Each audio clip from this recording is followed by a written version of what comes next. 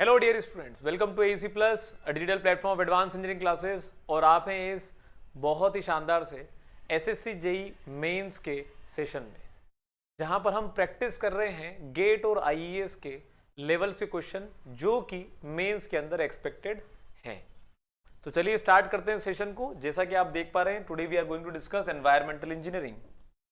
और एक बेसिक सी इन्फॉर्मेशन जो मैं आप लोगों को देना चाहता हूं, इन सेशंस को जब आप देख रहे हैं तो यही सेशंस आपके पास, ऐसे ही सेशंस, कई नंबर ऑफ सेशंस जो कि हमने एक पूरे बैच में जो है वो उसे कंपाइल कर रखा है एसएससी जेईई मेंस 2023 के लिए। We have already launch the batch on the AEC plus application, जहां पर आपको लेक्चर्स के मॉड्यूल्स भी मिलेंगे जो आपको क्विक रिवीजन करने में हेल्प करेंगे, just like a crash course.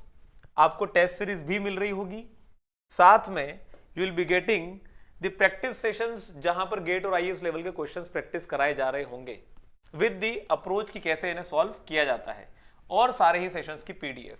So you can enrol in the batch. Batch start हो चुका है from the 15th of October. तो आज के सेशन में इनटू दिस लेक्चर थर्ड हम ट्रीटमेंट ऑफ वाटर से रिलेटेड क्वेश्चंस प्रैक्टिस करने वाले हैं एनवायरमेंटल इंजीनियरिंग के। तो without wasting any time start करते हैं सेशन को।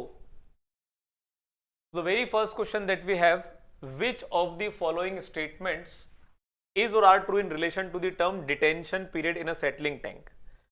तो डिटेंशन पीरियड के बारे में हम लोग जानते क्या हैं, जो डिटेंशन टाइम होता है हमारे पास, this is usually equal to जो भी टैंक का वॉल्यूम होगा divided by the design discharge. ठीक है, वहीं पर जो डिटेंशन टाइम होता है हमारे पास, this is usually kept to be 2 to 4 hours हो जाएगा हमारे पास, जब हम बात करते हैं कोएगुलेशन एडेड सेडिमेंटेशन की, कोएगुलेशन एडेड सेडिमेंटेशन के लिए। और जब हम बात करते हैं प्लेन सेडिमेंटेशन के लिए तो ये चला जाता है 4 to 8 आवर्स पर। किसके लिए? प्लेन सेडिमेंटेशन के लिए। अब ये बात ध्यान रखना है कि हमारे पास ये डिटेंशन टाइम होता क्या है, कितना समय के लिए पार्टिकल किसी सिस्टम में रहता है, वही समय हमारे पास कहलाता है हमारा डिटेंशन टाइम।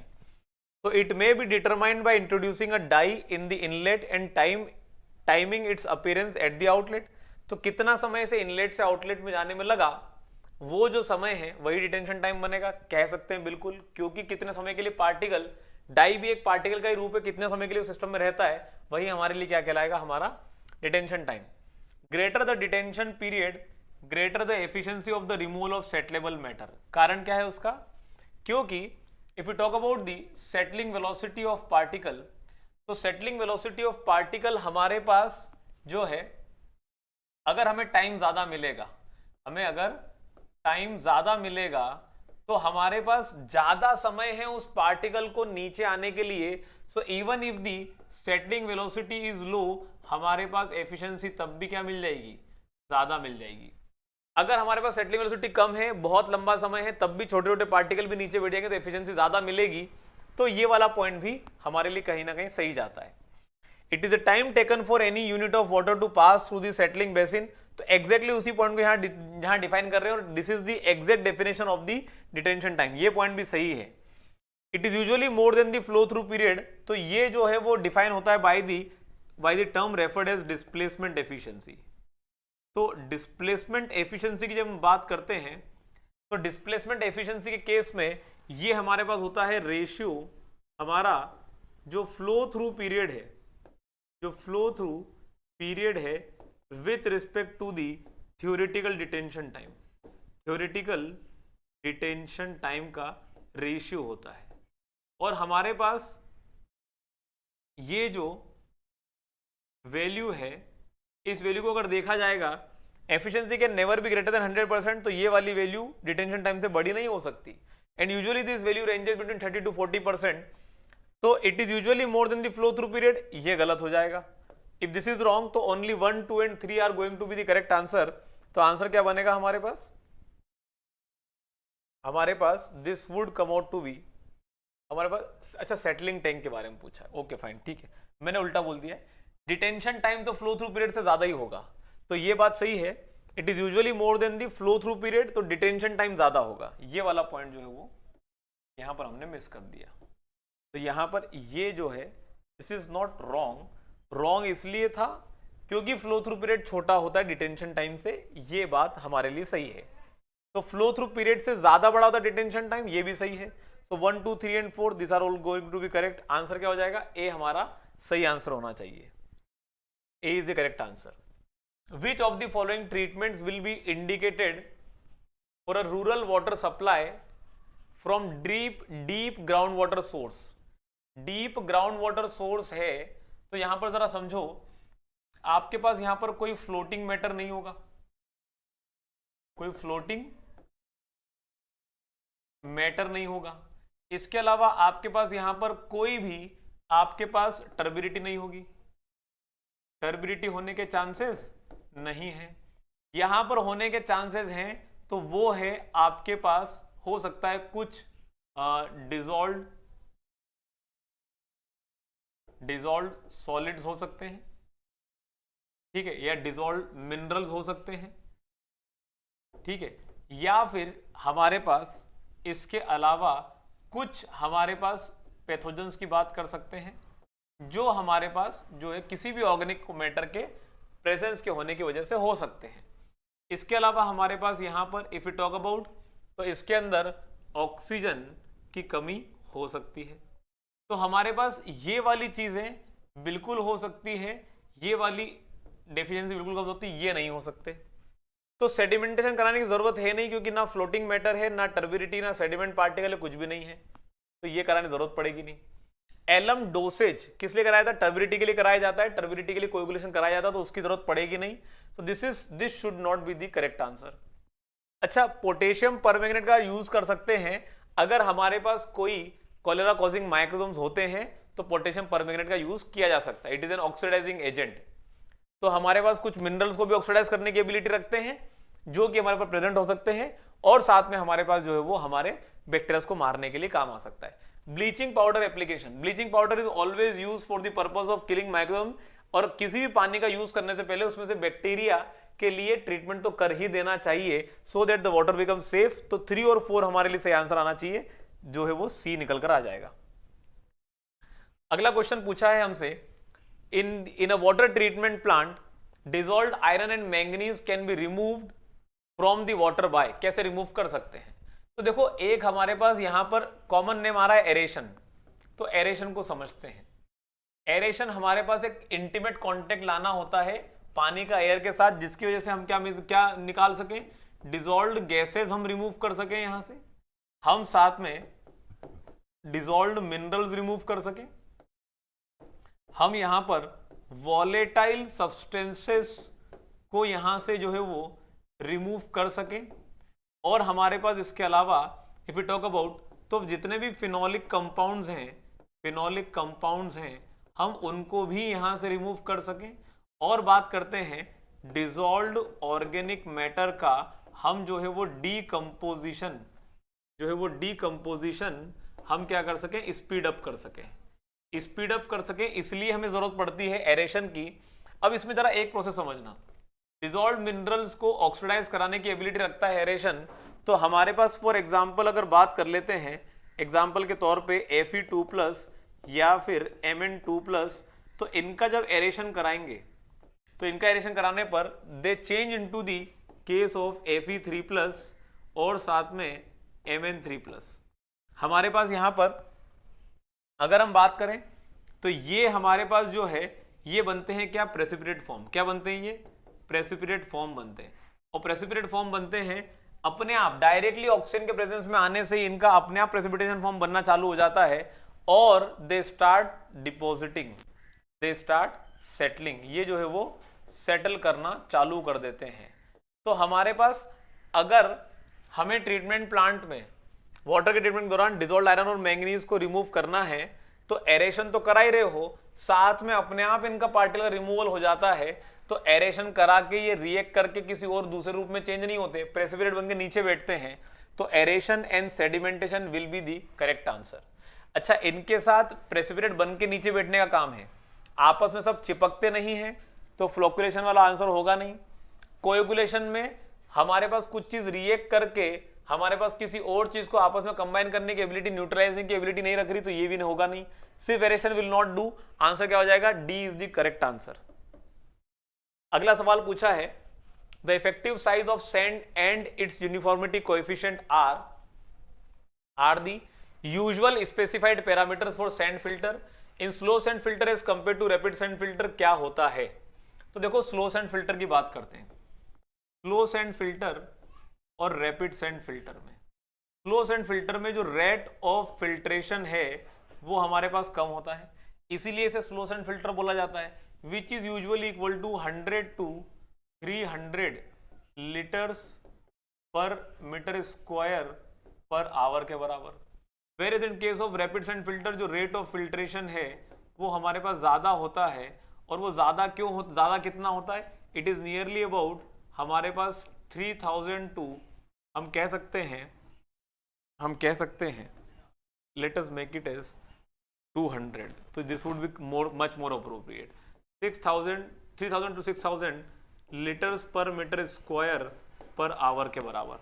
तो जनरली हमारे पास जो हमारा रेट ऑफ फिल्ट्रेशन है हमारे रैपिड सैंड फिल्टर का is usually 30 times more, is 30 times more. ठीक है, एक तो ये बात आई। अब ये कम क्यों है? कम इसलिए है क्योंकि हमारे पास इफेक्टिव साइज ऑफ पार्टिकल कम होता है। इफेक्टिव साइज ऑफ पार्टिकल कम होता है which is usually D10 can be referred as 0.2 to 0.3 mm के बराबर।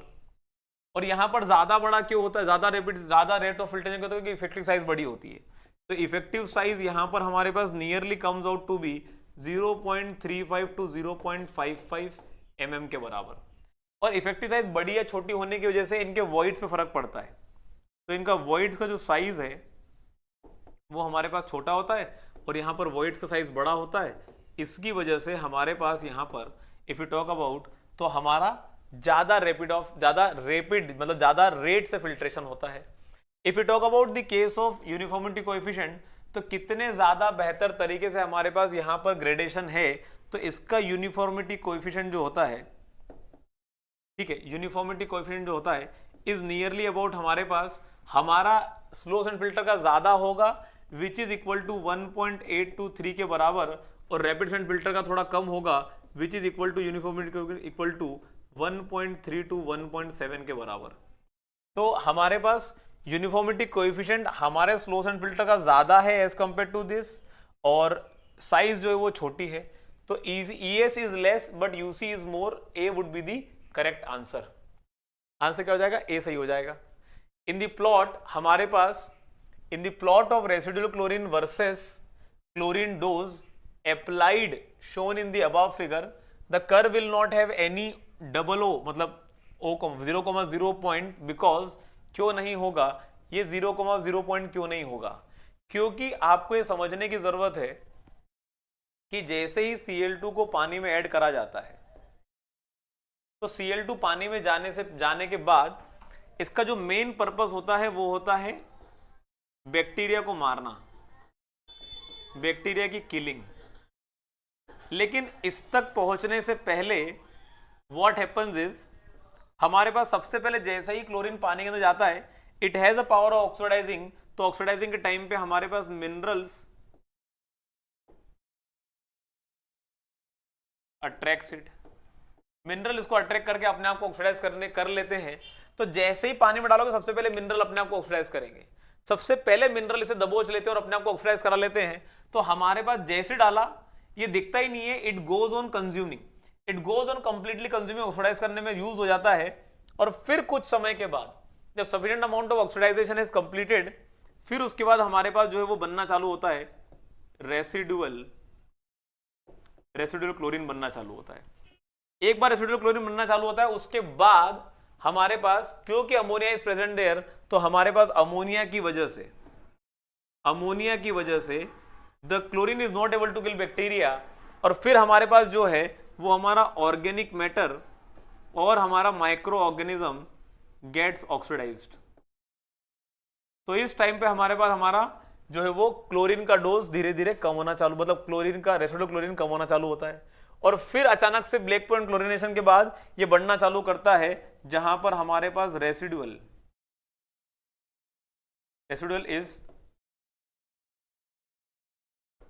नहीं, applied is completely residual, applied is completely residual, ये रेसिडुअल बनना चालू हो जाता है।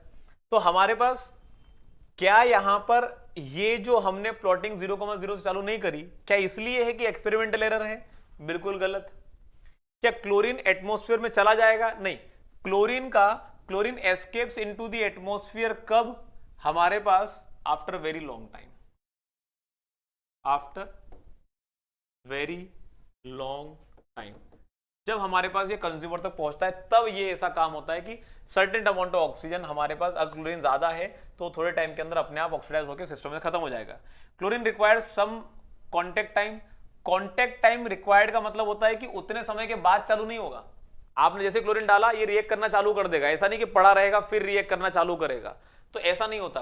कॉन्टेक्ट टाइम का मतलब होता है कि ये इतने समय के अंदर अपनी रिएक्शन खत्म करेगा, इतने समय के बाद चालू करेगा, ये नहीं कहा जा सकता।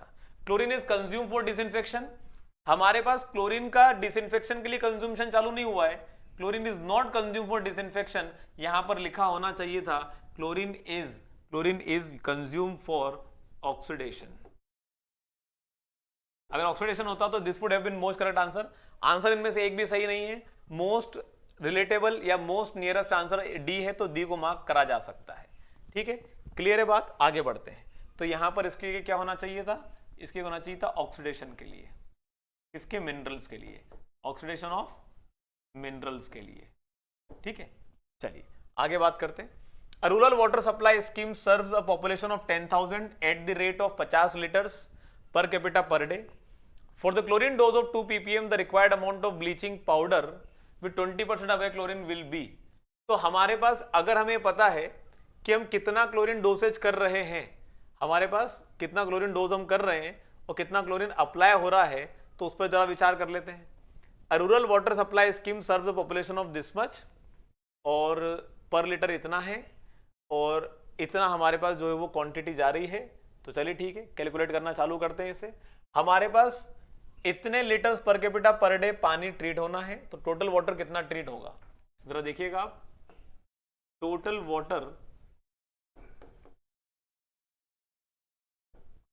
Water treated is equal to जो पॉपुलेशन दे रखी है इनटू कितना litres per capita per day की हमारे पास कंजम्पशन है, तो वो हो गया हमारे पास litres per capita per day, और ये हो गया हमारे पास कैपिटा। तो यहां से कैपिटा कैंसिल आउट होगा, लीटर्स पर डे की क्वांटिटी आएगी। This would come out to be as 5 × 10⁻, या फिर इसे लिखते हैं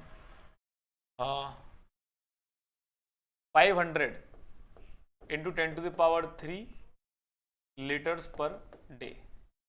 ये तो आ गया हमारे पास कितना पानी हमने ट्रीट किया। तो हमारे पास टोटल कितना क्लोरीन डोसेज हुआ होगा?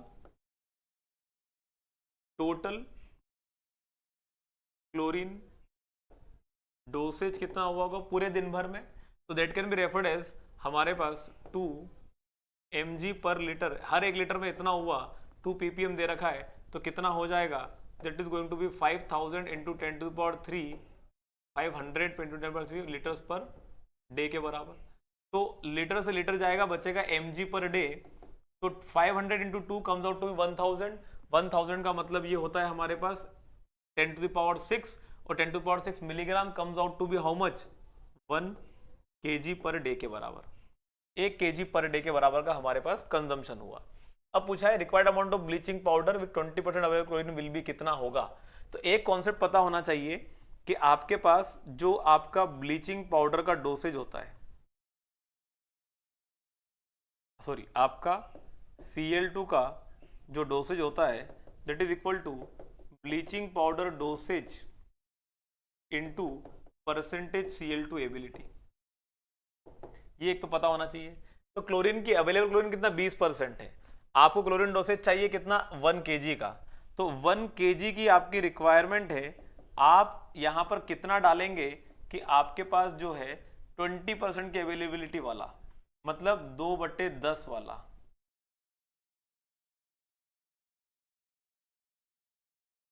हमारे पास 2/10 मतलब 20/100 वाला। तो ऐसे में हमारे पास कितना आ जाएगा? ये 100/20 would come out to be how much? 5 kg। तो आंसर कितना आ जाएगा? 5 kg would be the correct answer. Per day कितना चाहिए पड़ेगा? 5 किलोग्राम चाहिए पड़ेगा। आंसर क्या हो जाएगा? B is the correct answer.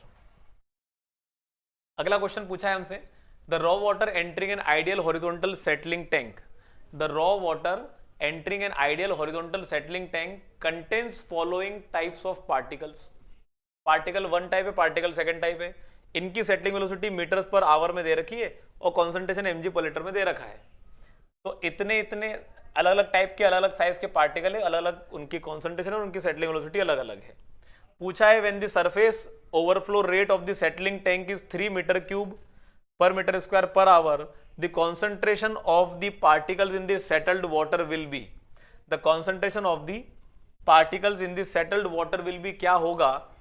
तो ऐसे में हमारे पास अगर हम बात करें कि हम ये जानते हैं कि percentage removal of smaller particle के दो फॉर्मूले हैं।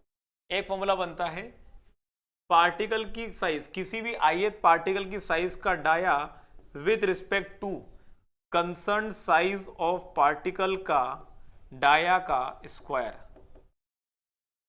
Dia of concern size of particle के डाया का स्क्वायर, ठीक है, इनटू 100, तो निकल कर आ जाएगा। एक तो ये तरीका, ये कब लगाते हैं?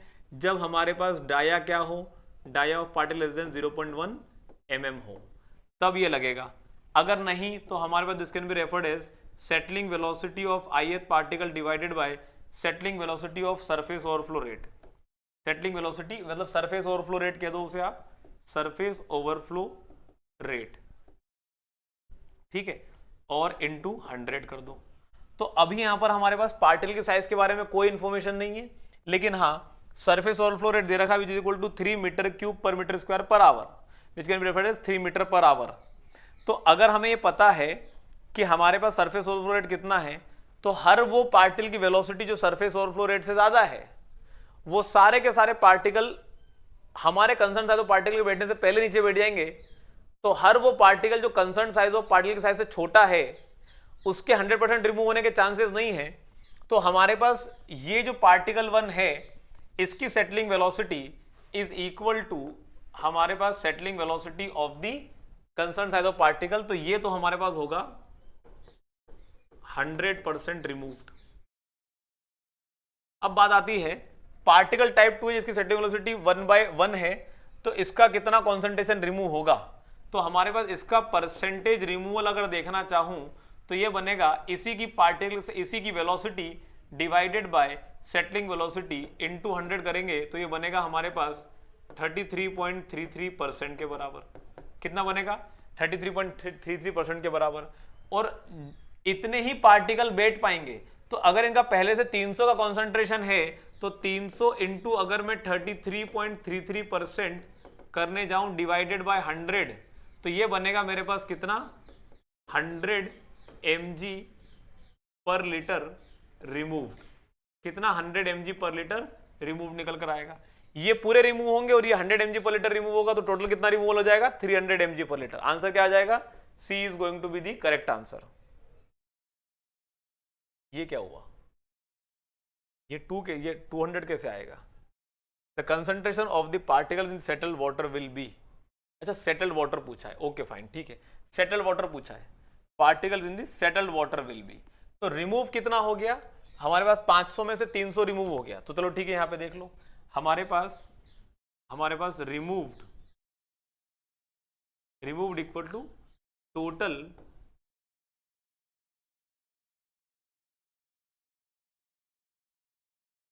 सेटल कितना आएगा? सेटल लिखते हैं, तो सेटल्ड इक्वल टू हमारे पास टोटल माइनस रिमूव्ड। तो ये बनेगा हमारे पास टोटल कितना हो जाएगा? 500 mg पर लीटर, और हमारे पास माइनस है रिमूव कितना? 300 mg पर लीटर, बनेगा कितना? 200 mg पर लीटर के बराबर। तो this is the twist in the question. Generally पूछा यही जाता है सवालों में कि आपके पास कितने रिमूव होंगे। तो this is very good part कि भाई यहाँ पर ऐसे भी कंफ्यूजिंग पार्ट बनते हैं, ये आपको भी ध्यान रखना है। आंसर क्या आएगा? 200 mg पर लीटर। क्वेश्चन पूछा है अगला हमसे, कंसिडर द फॉलोइंग स्टेटमेंट पूछा है एरेशन के बारे में। हमारे पास क्या पूछा है, aeration in water treatment helps in, तो क्या एरेशन से पैथोजन मरते हैं? नहीं, पैथोजन को किलिंग पैथोजन के लिए चाहिए ऑक्सीडेशन, हमें ऑक्सीडाइजिंग एजेंट चाहिए होता है। क्या चाहिए होता है?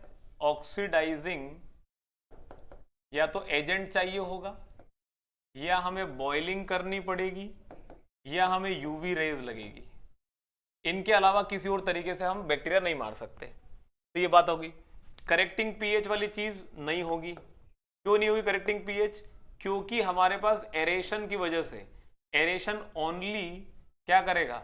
Lowers the pH.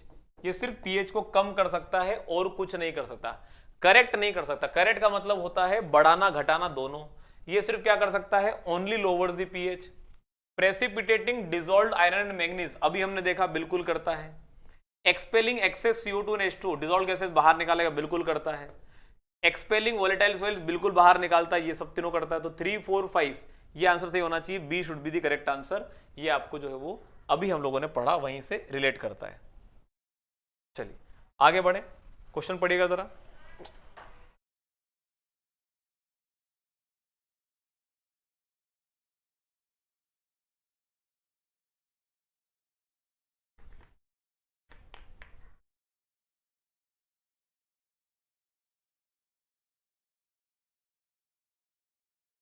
चलिए तो अगला सवाल है, A small quantity of ammonia is added to water before carrying out disinfection using chlorine। क्योंकि हमारे पास हमारा HOCl और OCl माइनस ये सेफगार्ड नहीं कर सकते फ्यूचर रिकंटेमिनेशन से, ये सेफगार्ड नहीं कर सकते रिकंटेमिनेशन से। इसलिए ज्यादा बड़ा हमारे पास जो है इशू ये बनता है कि आगे चल के अगर रिकंटेमिनेशन हुआ तो फिर क्या करेंगे? तो हमें ज्यादा इफेक्टिव डिसइंफेक्टेंट लाने की बजाय ऐसा डिसइंफेक्टेंट चूज करना पड़ता है जो कि लंबे समय के लिए सेफगार्ड करे। तो वो हमारे पास क्लोरामीन्स बनते हैं। Chloramines are persistent. तो पहली वाली बात तो बिल्कुल सही है हमारे पास, जो हम जरूर डालते हैं। Chloramines are persistent disinfectant which provide continued protection against regrowth of micro organism in a water dispense system. तो क्लोरामीन्स के साथ ये भी खासियत है, डाइक्लोरामीन सबसे ज्यादा जरूरी होते हैं इसके अंदर। डाइक्लोरामीन्स आर मोस्ट इंपॉर्टेंट। तो दे आर मोस्ट इंपॉर्टेंट। ऐसे केस में हमारे पास असर्शन सही है कि क्यों डाला जाता है? क्योंकि लंबे समय तक हमारे पास हमें प्रोटेक्शन देते हैं, सेफगार्ड करने में मदद करते हैं, इसीलिए इसको डाला जाता है। Both A and R are true and R is the correct explanation of A. अगला सवाल पूछा है, मिच match the list 1 with the list 2, जिसमें कि हमारे पास इक्वेशन है लिस्ट 1 में अलग अलग और उनको रिलेट करना है हमारे पास लिस्ट 2 के साथ। And select the correct answer using the codes given below. ठीक है, तो रेट ऑफ बैक्टीरिया किल, तो बैक्टीरिया के रेट को किल करने के लिए हमारा जो चिक्स लॉ होता है, ये चिक्स लॉ एप्लीकेबल होता है, वेयर वी डिफाइन के हमारे पास समय के साथ कितने हमारे सिस्टम में बैक्टीरिया रहते हैं is directly equal to minus of K into हम कह सकते हैं एनटी के बराबर। तो इसका मतलब ये होता है कि किसी भी टी टाइम पर कितने माइक्रो ऑर्गेनिजम्स हैं हमारे पास और वो समय के साथ जो है वो क्या होते जा रहे हैं? घटते चले जा रहे हैं। तो उनका रेट क्या होगा? विल बी जो है वो शुरुआत में ज्यादा होंगे तो ज्यादा रेट होगा, बाद में कम होंगे तो कम रेट हो जाएगा। तो ऐसे केस में हमारे पास व्हाट इज हैपनिंग इज कि यहां पर हमारे पास हमारे सारे के सारे माइक्रो ऑर्गेनिज्म जो है वो समय के साथ कैसे खत्म होते चले जा रहे हैं वो चिक्स लॉ के द्वारा दिया जाता है। ठीक है, head loss in the filters, तो head loss in the filters बताने के लिए we have the equation that is the Carman Kozeny equation. तो ये हमारे पास कार्बन कोजेंजी इक्वेशन है जो बताती है कि कैसे हमारे पास जैसे जैसे पानी का फ्लो हमारे पास फिल्टर से पास होते रहता है, नंबर ऑफ पार्टिकल इकट्ठे होते रहते हैं, तो कैसे हेड लॉस बढ़ते चले जाता है। तो कार्बन कोजेंजी इक्वेशन जो होती है हमारे पास ये बताती है। If you talk about the, हमारे पास अगला है head loss in a pipe equation. तो head loss in a pipe की जो इक्वेशन होती है ये होती है हमारे पास डार्सी विज़बेक की इक्वेशन। किसकी होती है? डार्सी विज़बेक की इक्वेशन होती है which is referred as Darcy Weisbach equation, जहां पर हमारे पास हमें बताने की कोशिश करते हैं कि कैसे फ्रिक्शन की मदद से which is a major head loss into the pipe, उसकी वजह से हमारे पास जो है वो कैसे लॉस होते चले जाता है।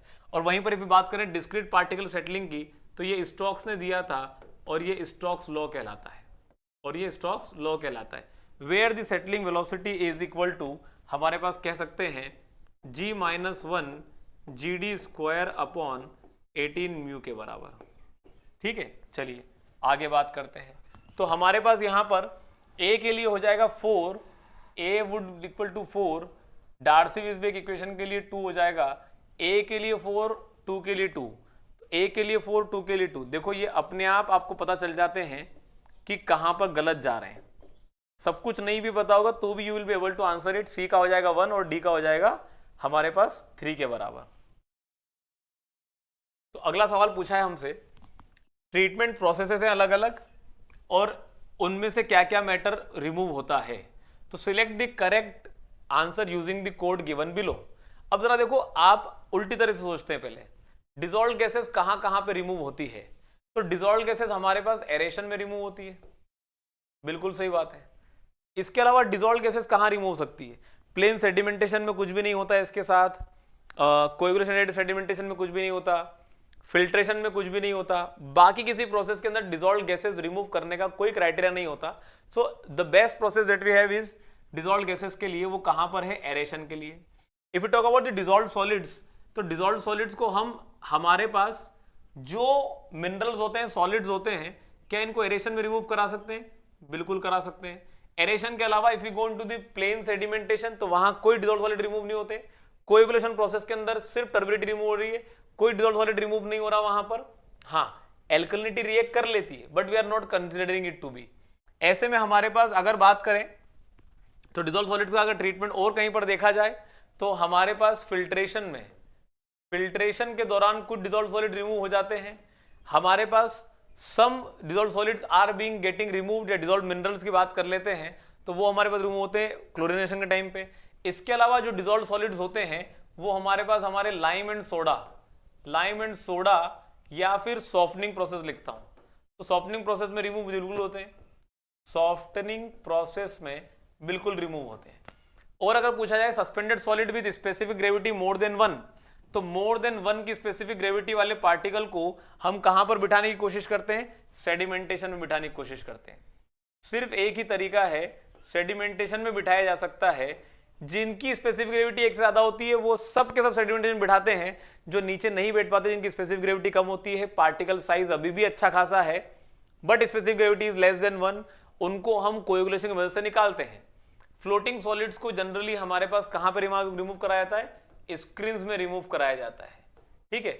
और बैक्टीरियल सेल्स को हम जनरली रिमूव कराते हैं कहां पर, इनटू द डिफरेंट प्रोसेसेस, जैसे कि हमारे पास डिसइंफेक्शन, तो डिसइंफेक्शन में हम रिमूव कराते जरूर हैं। इसके अलावा हमारे पास हमारे फिल्टर्स के अंदर भी लगभग 80 से 90% तक के बैक्टीरिया मर जाते हैं। अब पूछा है प्लेन सेडिमेंटेशन, तो प्लेन सेडिमेंटेशन के लिए जरा देखो, कोई ऐसी प्रोसेस है जहां पे सेडिमेंटेशन के लिए हमने रिलेट किया है, बिल्कुल है, तो ए का आंसर तो होना चाहिए 3। बात आ रही है हमारे पास केमिकल प्रेसिपिटेशन, तो केमिकल रिएक्शंस के थ्रू हमारे पास काम चलेगा, तो केमिकल रिएक्शन के थ्रू काम चलेगा तब जाके नीचे बैठेंगे। तो जाहिर सी बात है, लाइम सोडा प्रोसेस की बात कर लो, सॉफ्टनिंग के टाइम पे हमारे पास अपने आप हमारा जो भी हमारा हार्डनेस कॉजिंग कंपाउंड होते हैं वो सब रिएक्ट करके सिस्टम में से रिमूव होना चालू हो जाते हैं। तो बी के लिए 2 सही है, तो ए के लिए 3 सही है, बी के लिए 2 सही है, तो हमारे पास ये हो नहीं सकता, ये हो नहीं सकता, ये हो नहीं सकता। तो अब क्या होगा हमारे पास, आंसर तो यही बचा। लेकिन हम फिर भी आगे बात करते हैं। स्लोस एंड फिल्ट्रेशन के लिए अगर बात करें तो फिल्ट्रेशन का आंसर ऑलरेडी हमारा हो चुका है सेकंड वाला, और किसी में हमारे पास जो है वो कंडीशन नहीं है सिवाय बैक्टीरिया सेल्स के। बैक्टीरिया सेल को कहां रिमूव कर सकते हैं, तो बैक्टीरिया सेल्स को या तो डिसइंफेक्शन में या फिल्टर्स में। तो हमारे पास यहां पर we mark option 5, slow sand filter के लिए bacterial cells will be the correct answer. Aeration बचता है अकेला, तो एरेशन में फ्लोटिंग सॉलिड रिमूव नहीं होते, हाँ डिसॉल्व गैसेस जरूर रिमूव हो जाती है, तो डी का 1 हो जाएगा। तो हमारे पास डी का 1 हो गया, सी का 5 हो जाएगा, ये सारे आंसर सही है, B is the correct answer. अगले सवाल पर चलते हैं। The next question that we have is which of the following are associated with alum coagulation. Alum के कोएगुलेशन से क्या क्या एसोसिएटेड है, तो एलएम के कोएगुलेशन से यहां पर जो बातें पूछी गई है these are related to the chemical reaction, तो बात कर लेते हैं। जो Al2SO4 whole thrice dot 18H2O की इक्वेशन है हमारे पास, ये एलम को जब हम रिएक्ट कराते हैं अल्कलिनिटी के साथ तो 3CaHCO3 होल ट्वाइस की जब रिएक्शन बनती है तो ये बनता है हमारे पास यहां पर क्या, twice of AlOH whole thrice plus हमारे पास 3 times of CaSO4 plus 6 times of हमारे पास CO2 एंड प्लस हमारे पास जो है वो वाटर बन जाता है। अब बात ये आ रही है, पूछा है कि इनमें से क्या एसोसिएटेड है, it decrease of alkalinity in treated water. भाई ये हमारे पास अल्कलिनिटी कॉज करता है, ये अल्कलिनिटी है, अगर ये रिएक्ट कर जाएगी तो खत्म हो जाएगी। तो क्या अल्कलिनिटी डिक्रीज होती है? बिल्कुल होती है, alkalinity get decrease. Formation of hydroxide flocs of aluminium, तो एल्यूमिनियम का हाइड्रोक्साइड फ्लॉक बनता जरूर है, this is referred as gelatinous PPT और ए प्रेसिपिटेट फॉर्म है, तो ये वाली बात भी बिल्कुल सही है। A slight decrease of pH in the treated water, treated water में क्या pH में डिक्रीमेंट आएगा? CO2 के बढ़ने की वजह से pH में अपने आप हमारे पास डिक्रीमेंट आएगा, क्योंकि CO2 इज बेसिकली एसिडिक और हमारे पास जो है वो कार्बोनिक एसिड बनाने की वजह से ये पानी के अंदर pH को रिड्यूस करती है। An increase of the permanent hardness, हमारे पास यहां पर जो हार्डनेस है this is referred as the hardness of the temporary nature, लेकिन यही सल्फेट में कन्वर्ट हो जाती है तो हमारे पास ये बनती है हमारी परमानेंट हार्डनेस। तो बिल्कुल यहां पर परमानेंट हार्डनेस इंक्रीज होती है। आंसर फोर्थ भी सही है, 1 2 3 4 आर ऑल करेक्ट, सी हमारा आंसर जो है वो सही निकल कर आ जाएगा। अगला सवाल पूछा है हमसे, chlorination with Cl2, chlorination with the Cl2 produces hypochlorous acid. तो हाइपोक्लोरस एसिड बनाता है, क्लोरीनेशन Cl2 का कराओगे तो आपके पास मतलब क्लोरीनेशन विद Cl2 आप CO2 को, sorry I am literally sorry, Cl2 में जब पानी मिलाओगे तो ये हाइपोक्लोरस एसिड बनाएगा, विच में further dissociated hypochlorite ion depending upon the pH of the water. बिल्कुल बात सही है, the reaction is represented as this much, तो हमारे पास यहां पर इसका जो है वो डिसोसिएटिंग कांस्टेंट हमारे पास दे रखा है, डिसोसिएशन कांस्टेंट दे रखा है, what is the fraction of HOCl in the water at pH of 7। तो पहले तो चीजें समझते हैं कि हमारे पास वाटर के अंदर जो हमने क्या डाला, Cl2 plus O2, sorry Cl2 plus H2O। तो चूंकि ये रिएक्शन हमारे पास रिवर्सिबल रिएक्शन होती है तो हमारे पास HOCl भी बन सकता है और यही हमारा HOCl डिसोसिएट होके हमारे पास OCl माइनस में बन सकता है, और यही दोनों हैं जो पानी के अंदर प्रेजेंट होते हैं, बोथ प्रेजेंट किसमें, पानी में, इन वाटर, दोनों ही पानी में प्रेजेंट होते हैं। ठीक है, अब दोनों में से कौन कितनी मात्रा में है तो ये निकाला जा सकता है। हमारे पास परसेंटेज ऑफ HOCl, अगर मैं बात करूं परसेंटेज ऑफ HOCl कितना होगा तो हमारे पास HOCl डिवाइडेड बाय HOCl की मात्रा प्लस OCl माइनस की मात्रा, या फिर कोई पूछ ले परसेंटेज ऑफ OCl की मात्रा कितनी होगी तो हमारे पास यहां पर कह सकते हैं OCl minus divided by HOCl plus OCl minus. Clear है बात इतनी? तो हमसे पूछा यहां पर what is the fraction of HOCl, हमसे HOCl का फ्रैक्शन पूछा, हम फ्रैक्शन निकाल के बता देंगे, लेकिन पहले पता होना चाहिए HOCl की मात्रा कितनी है, OCl की मात्रा कितनी है। तो हमारे पास हमें डिसोसिएटिंग कांस्टेंट की बात की गई है यहां पर, तो ये HOCl के लिए जो डिसोसिएशन लिखा हुआ है ये कैसे लिखा हुआ है, जब हमारे पास HOCl डिसोसिएट होगा तो किसमें बनेगा, H प्लस और OCl माइनस में बनेगा। किसमें बनेगा, H प्लस और OCl माइनस में। उसका डिसोसिएटिंग कांस्टेंट दे रखा है तो हम लिख सकते हैं यहां पर K इज इक्वल टू, क्या लिख सकते हैं, H प्लस और OCl minus divided by HOCl, और इसी K की वैल्यू लिखी जा सकती है कितनी, हमारे पास 2.5 इंटू 10⁻⁸ मोल्स पर लीटर के बराबर।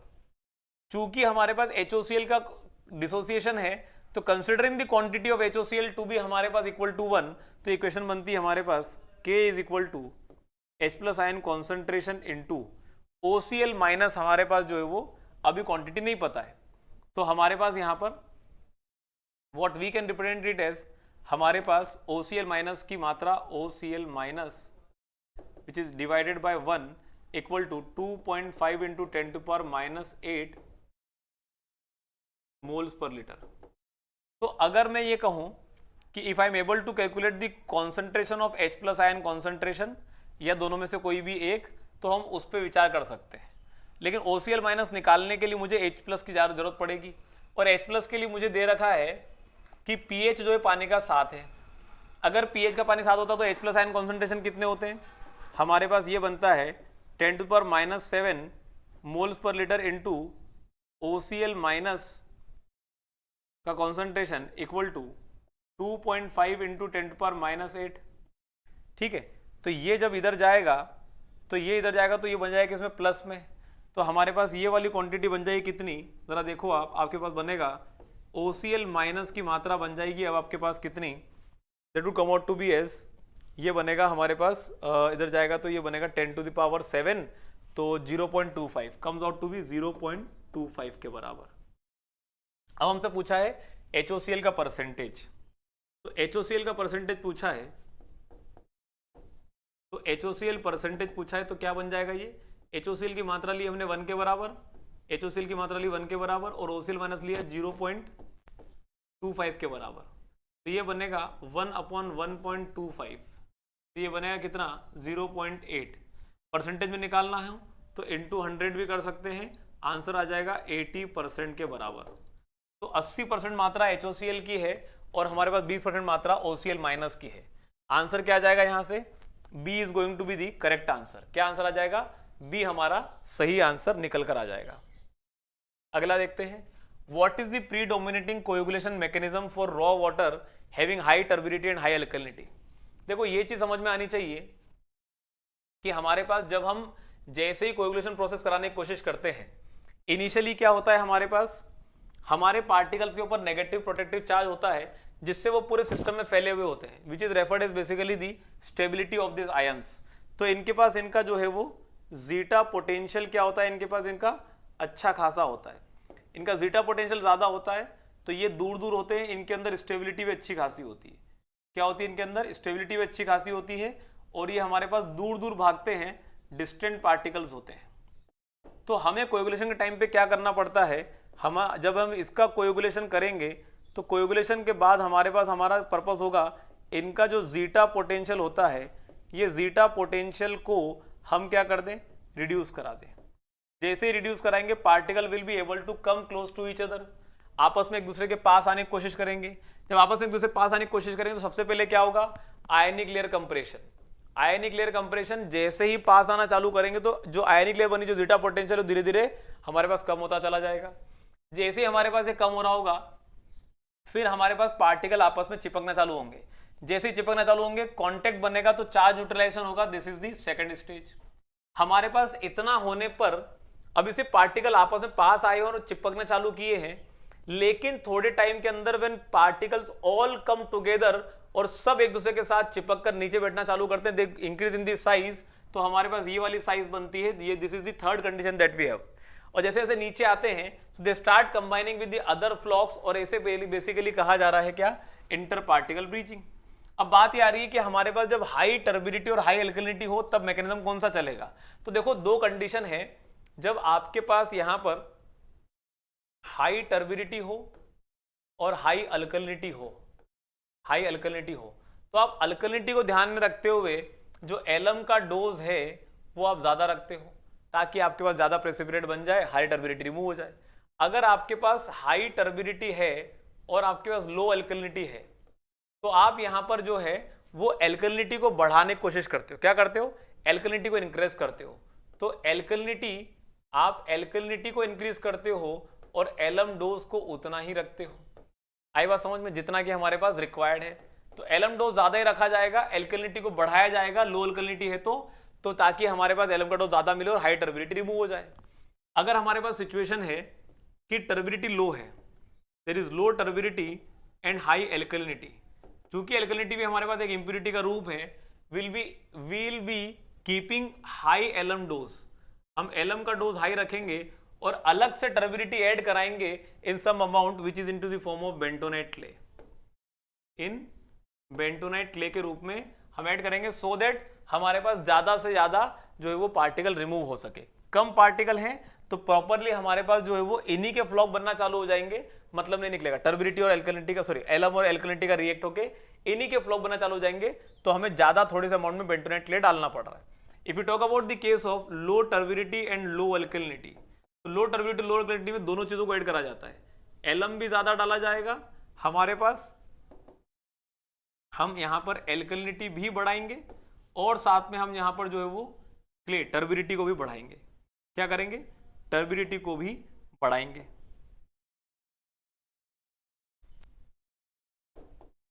तो हमारे पास यहां पर जो है वो आंसर क्या हो जाएगा? The best mechanism that we have is the option C.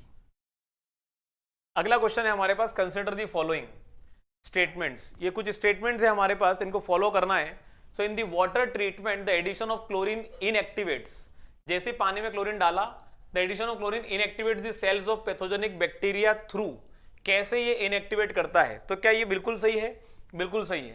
Chlorine जो है वो इनएक्टिवेट करता है।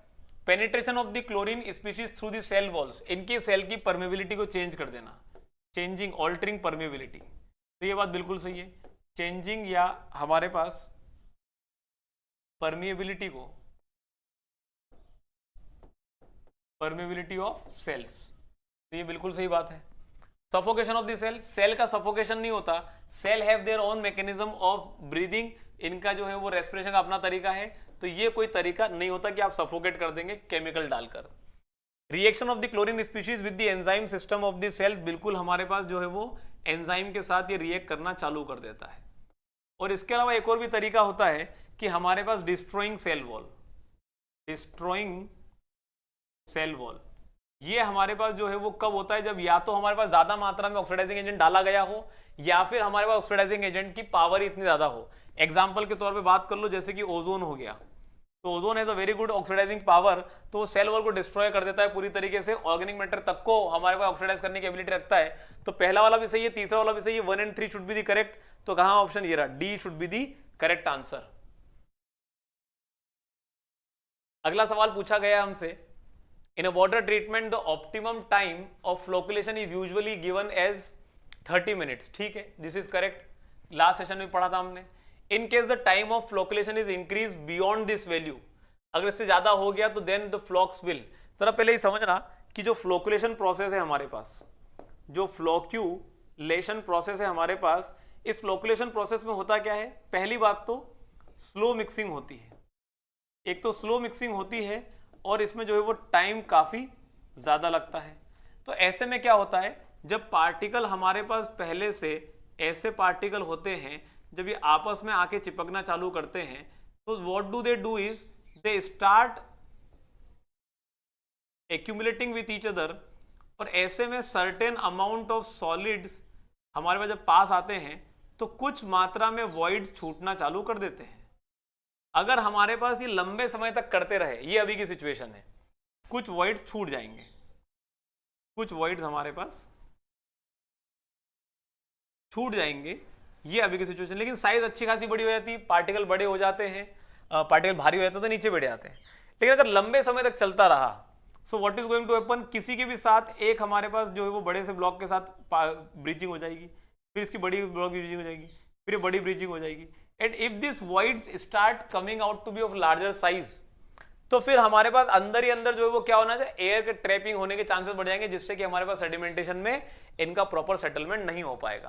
तो ऐसे में हमारे पास becomes heavy and settle down in flocculation, नहीं, ये हमारे पास चांसेस नहीं बढ़ते, एक लिमिट से ज्यादा करने से मतलब नहीं निकलता।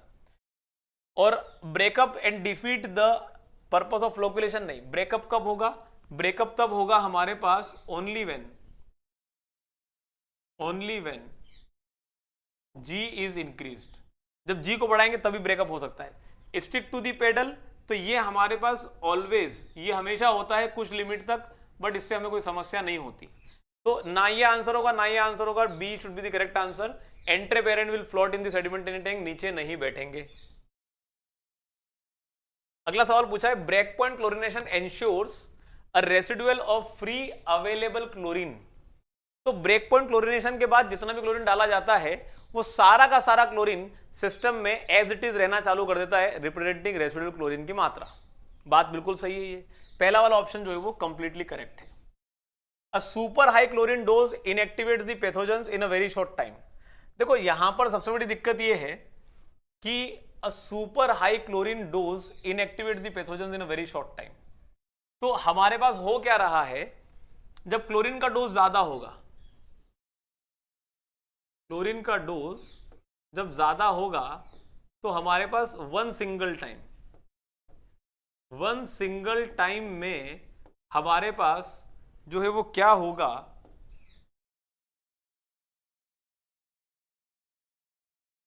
फुल क्लोरीन अवेलेबल, किसके लिए, अवेलेबल फॉर जो है डिसइंफेक्शन। लेकिन अगर थोड़ी थोड़ी क्वांटिटी में डालते हैं तो कुछ क्लोरीन बैक्टीरिया मारेगी, फिर और क्वांटिटी डालनी पड़ेगी, थोड़ा समय ज्यादा लग जाता है। तो super high chlorine dose inactivates the pathogens in a very short time, ये बात बिल्कुल सही है, this is also very correct.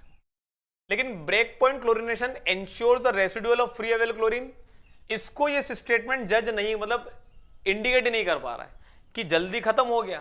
लेकिन ब्रेक पॉइंट क्लोरिनेशन का मतलब होता है कि एक लिमिट के बाद डाला जाने वाला क्लोरीन वो हमेशा बचा रह जाएगा। यहां पर बचा रह जाने वाले की बात एक्सप्लेन नहीं हो पा रही है।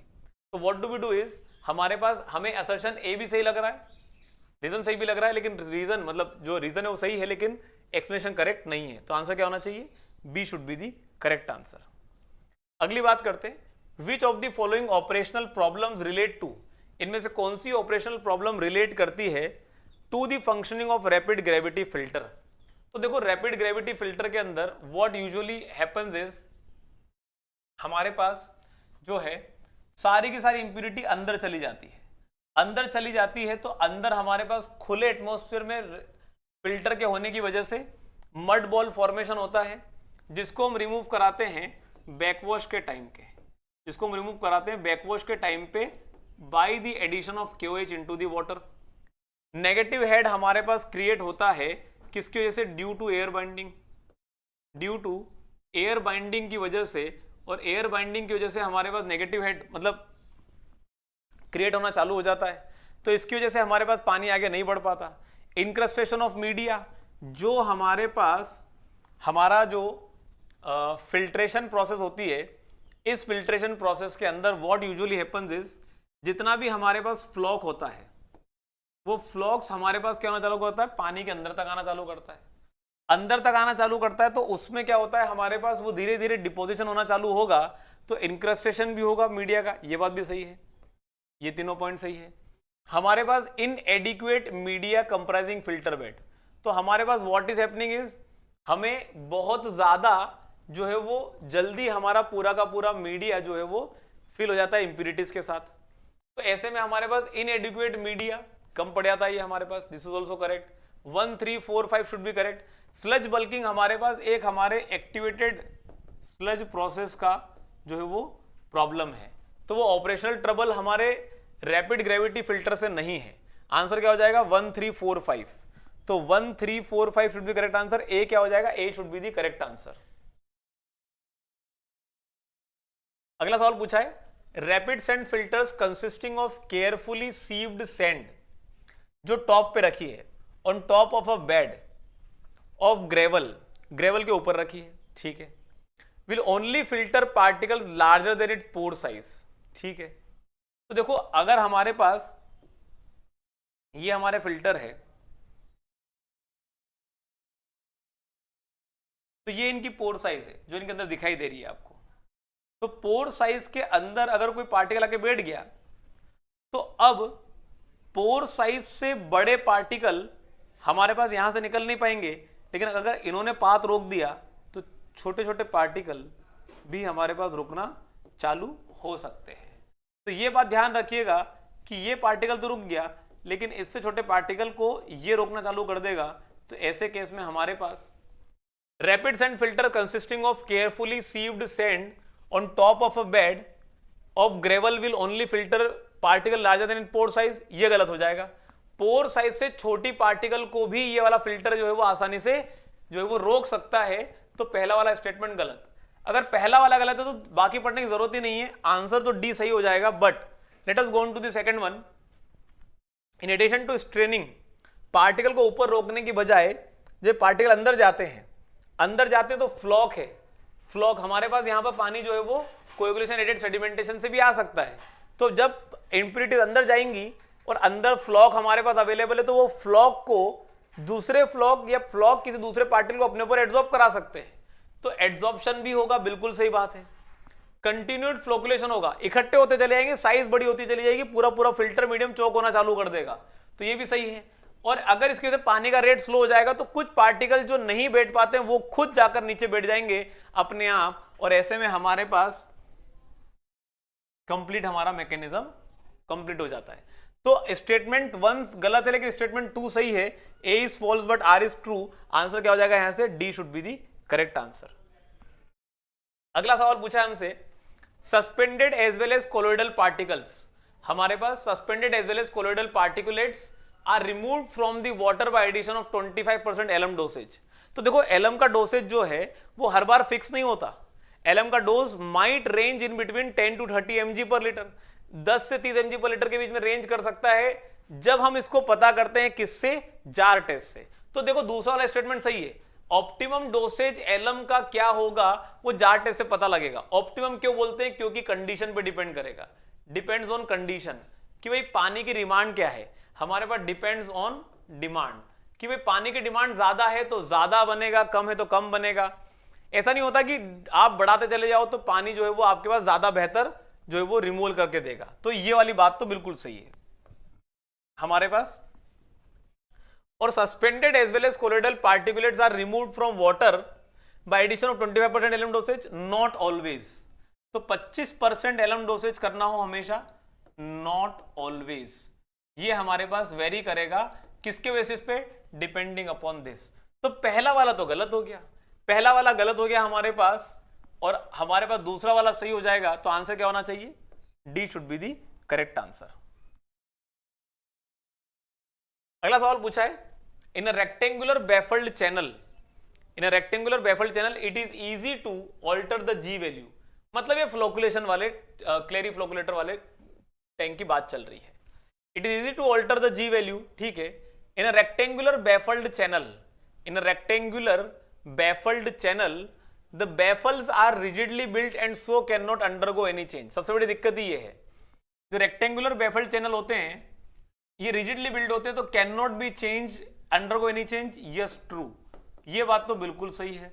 तो स्टेटमेंट 2 तो सही है, और इसीलिए हमने देयरफॉर वी प्रीफर किसको, हम किसको प्रीफर करते हैं? वी प्रीफर किसको प्रेफर करते हैं? हम वी प्रीफर मैकेनिकल मिक्सर्स, हम मैकेनिकल मिक्सर्स को प्रीफर करते हैं ताकि हमारे पास जो है वो हम ऑल्टर करा सकें।